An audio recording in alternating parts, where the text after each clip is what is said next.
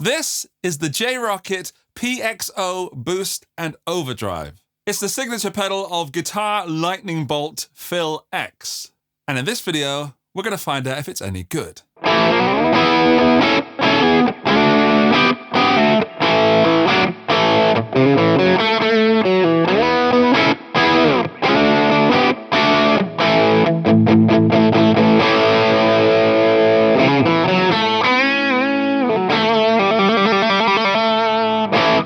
So, somewhat unsurprisingly, a pedal made for 𝗏𝗏𝗪𝗏 is raunchy and rocky and somewhat out of control.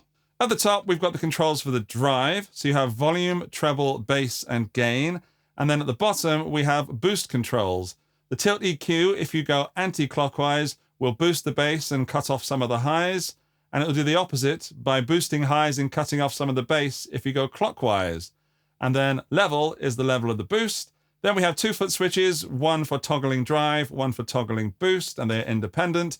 Then you can change the order of those two pedals with this pre and post switch. I've had this pedal for a few months now, and straight off the bat, it's not as simple as volume will increase volume, because that interacts with the gain, and depending on which order you have the pedals in, can give you several different tones.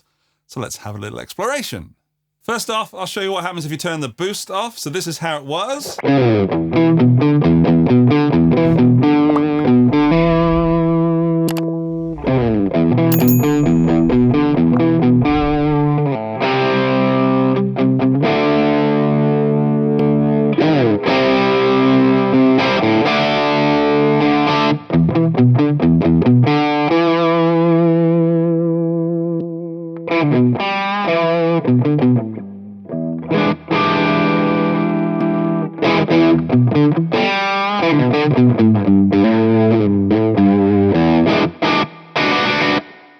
Now that was drive into boost, and if we switch this, we can put boost into drive.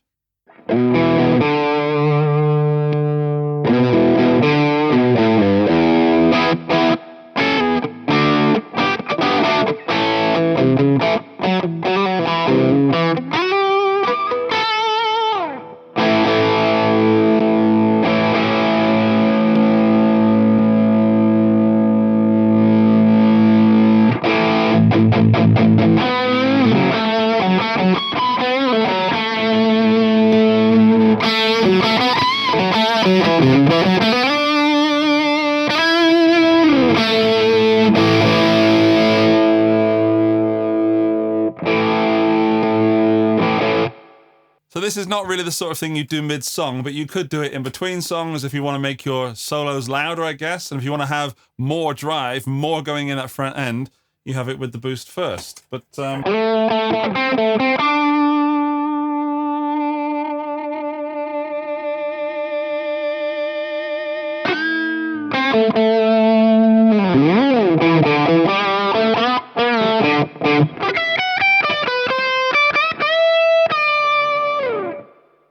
that's all I remember.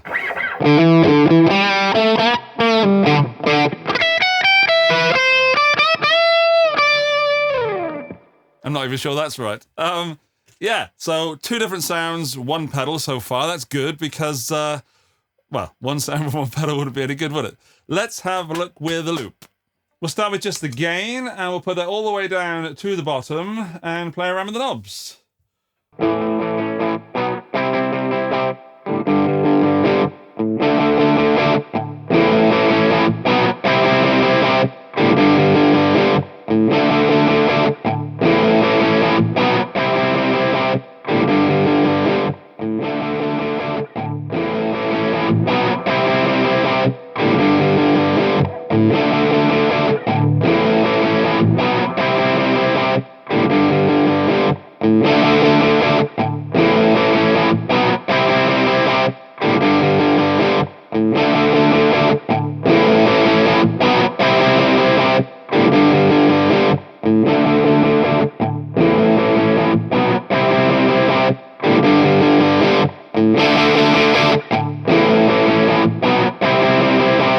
It's not shy, is it?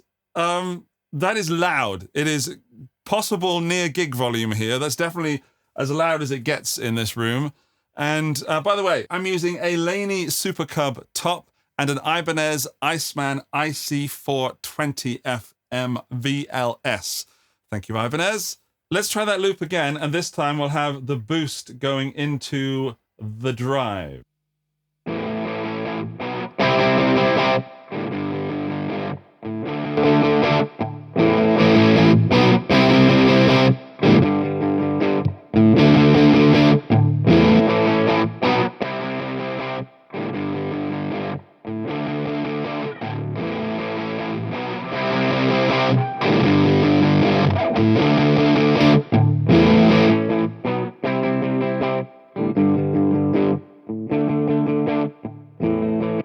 And I should give you the sound of the Laney without the PXO.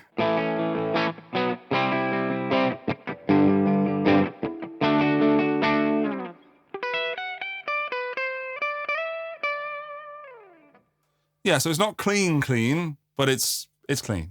Let's see if we can just boost that clean to get it more dirty.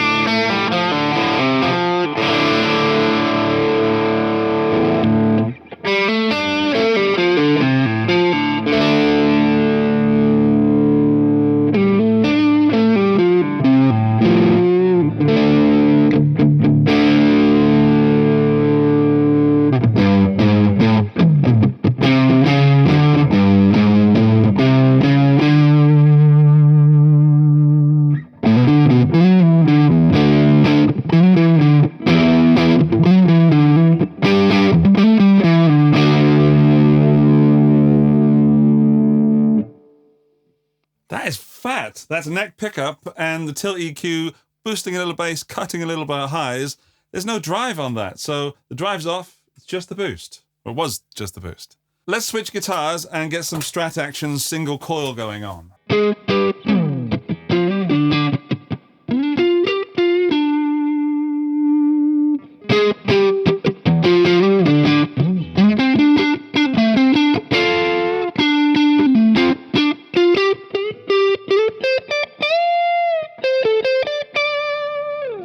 That is a sound. Level of the boost all the way up, tilt EQ at about 11 o'clock, just knocking off some of those highs and boosting a bit of bass. And it sounds phenomenal. I mean, this is it without it.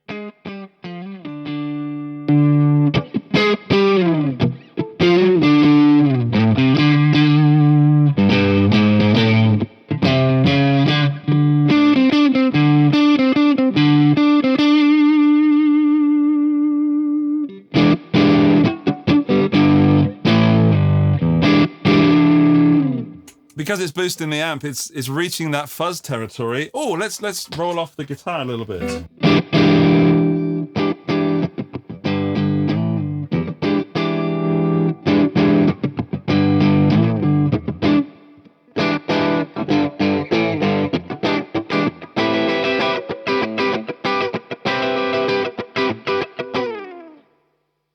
That's nice. It's crispy and still gritty, but sometimes fuzzes don't get that tame. Well, they can, but that's fuzzing the amp, basically. Let's try the drive with the Strat.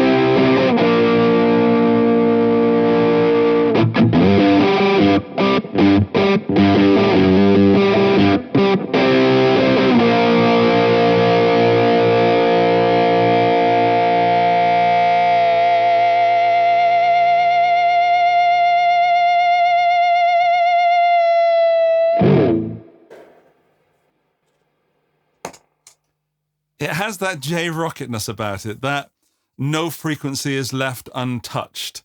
And when I first started playing this a few weeks ago, I was a bit worried the guitar that I was playing through, it wasn't the right guitar for the pedal because, you know, it's a combination of everything going on. It's not just put a pedal on and see what that does. Every guitar, every amp you play it with makes a difference. And I wish I could play 10 amps for you. Now I think I found a combination with the Laney. It seems to work with that really well with both the Strat and the humbuckers on the Ibanez. But having said that, let's put it through the Fender and see if I can get also satisfactory, no, not satisfactory, super outstanding results. Don't know where that voice came from. All right, so here's the Fender Deluxe Reverb Clean.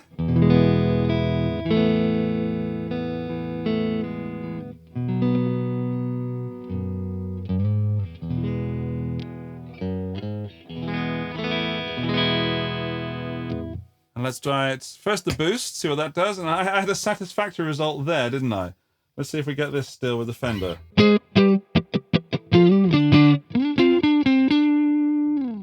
It's made the Fender more snappy. Like, it's louder, clearly.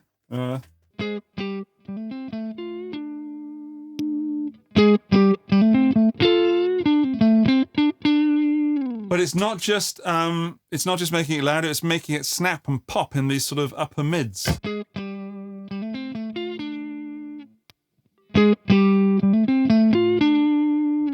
It's not, however, like really driving the amp. Oh, hang on.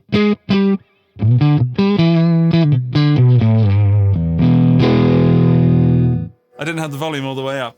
It does get to, that's a Fender Deluxe Reverb there getting driven. But let's have a go with the drive. Put it back to 12 o'clock.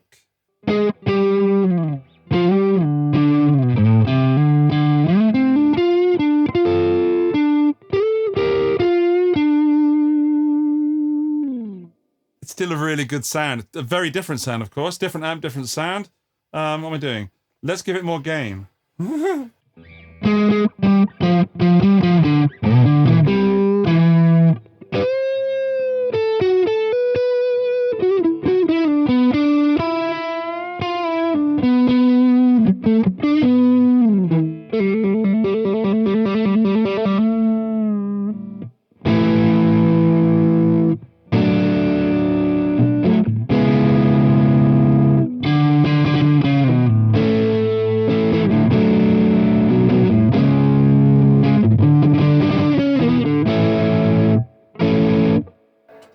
Put it out of tune.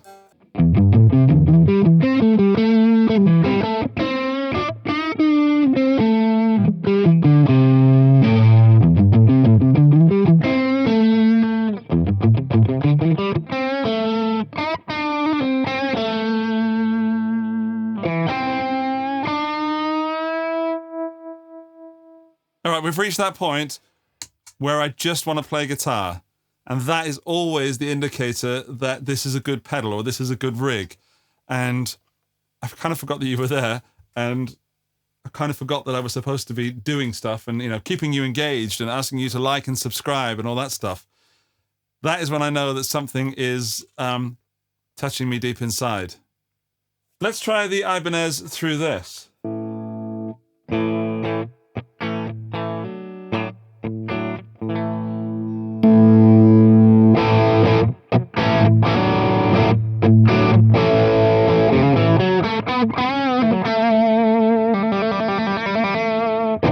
Yes, so I think I prefer it through the Laney, which was on the edge of breakup, and the Fender's completely clean.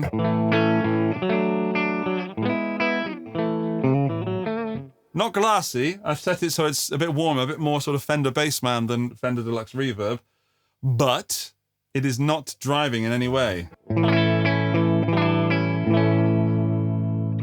But I'm enjoying the real-world scenario of plugging into a different amp and knowing how it reacts differently.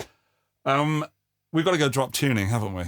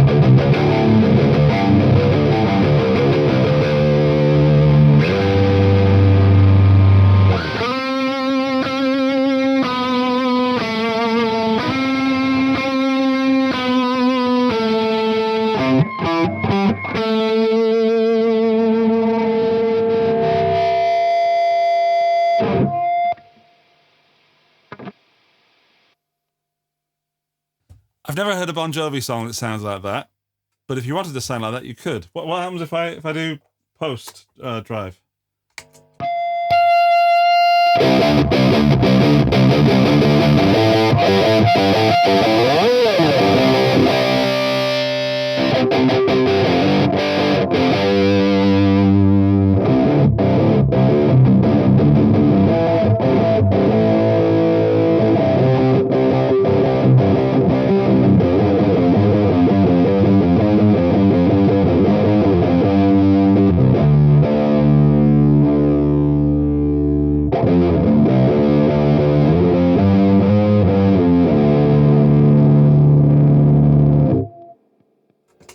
That is immense fun. Rockett have yet to release a drive that I don't like. This is not just a drive, it's a drive and boost, of course, but I was worried this is going to be more of the same, but it is, on one hand, just another drive and a boost. On the other hand, it's two pedals in one, and it's excelling at everything I'm throwing at it. It's hard to know what kind of drive that is. I mean, the boost is great. Boost into that Laney, mwah. And then boost into the Fender's pretty good as well. But the drive, it's not Marshall, it's not Tube Screamer, it's Rockett. It's a Rockett overdrive. The big question is, would I spend 400 euros on it? And this is the first time with the Rockett pedal that I don't know the answer to that. I think if you're into 80s and 80s rock, like that's primarily your wheelhouse, this could be a very useful pedal. I'm not. I'm more from the grunge and rock and then into classic rock, of course, but more sort of thrash it and see what happens. And for that, you don't really need a 400 euro overdrive, but everything I'm giving that is making me a better player. So it's not like smacking the DS1 overdrive distortion, on the board, and just having various degrees of DS1. There are several voices within the PXO, and I think whether you're playing rhythm or lead, you could probably get something out of this that would really make you smile. Any drive will get you through a gig, but this drive should make you smile, or a good drive will make you smile when you're doing it. And if you're into Bon Jovi, then this might be a pedal for you. If you're just into wild rock, this also might be for you. If you just play in your bedroom, then you might not need this one. However, I would still recommend it. I just know that some of you are going to write in the comments that you don't need to spend 400 euros on an overdrive, and that's true. But this is very special, and I do enjoy it. I even got to meet Phil, and we talked about the pedal, so that's in a video that I'm going to release at some point. Oh yeah, by the way, winning this PXO, which I highly recommend you do, all you have to do is comment on this video and subscribe to the channel and leave a thumbs up, and you are in the running to win your very own PXO, which you can, but don't have to, use with drop C guitars. A big thanks to Rockett and Face Distribution for sending this out for review. There are links to it in the video description and first comment if you want one, and I will see you in the next one. Bye-bye!